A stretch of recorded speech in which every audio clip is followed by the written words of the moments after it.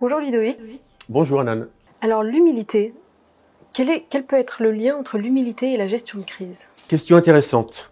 Tout d'abord parce que je pense que l'humilité est l'une des principales qualités à avoir au sein d'une cellule de crise. L'humilité, euh, c'est un leader d'abord qui reconnaît le travail des autres, qui manifeste son intérêt pour, euh, pour l'aide reçue et tous les efforts déployés par l'ensemble de ses collaborateurs. L'humilité a également un rôle à jouer, je pense, dans la dynamique de la cellule de crise.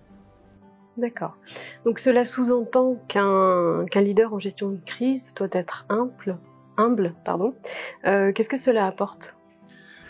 Tout d'abord, je pense que cela doit apporter d'abord une forme de confiance à l'ensemble des collaborateurs. Ensuite, on a l'habitude de le dire au sein de l'équipe d'Atrice, que c'est un proverbe ou une citation, on n'en connaît pas trop l'auteur, mais qui dit que si la certitude est plus rassurante, le doute est plus noble. Et donc c'est cette humilité qui, je crois, doit pouvoir nous permettre de douter de façon permanente, de façon à nous poser les bonnes questions. Et là, je citerai peut-être la romancière et la dramaturge autrichienne Marie von Ebner-Eschenbach, qui nous dit que l'humilité rend invulnérable. Comment faire preuve d'humilité? Comment elle se traduit dans les faits?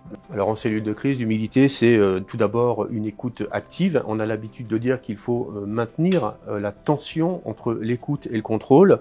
C'est l'empathie, c'est être en capacité d'admettre ses erreurs, c'est aussi avoir conscience de ce que l'on ne sait pas ou de ce que l'on ne peut pas savoir. C'est aussi admettre que la majorité n'a pas forcément raison. C'est poser des questions, c'est générer cette dynamique une fois de plus, et c'est ensuite faire passer sa relation avant ses besoins personnels. C'est rester présent et être en capacité de façon permanente d'absorber, d'intégrer l'ensemble des informations pour les trier et pour pouvoir les restituer de la façon la plus fidèle possible.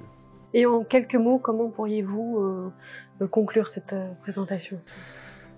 Tout d'abord, l'humilité pour moi, c'est admettre, accepter sa propre insuffisance pour réprimer tout sentiment d'orgueil. Si je devais peut-être donner un mot pour traduire l'humilité, ce serait tout simplement, au sein d'une cellule de crise, le respect. Très bien. Alors, merci beaucoup, Ludovic Pingano.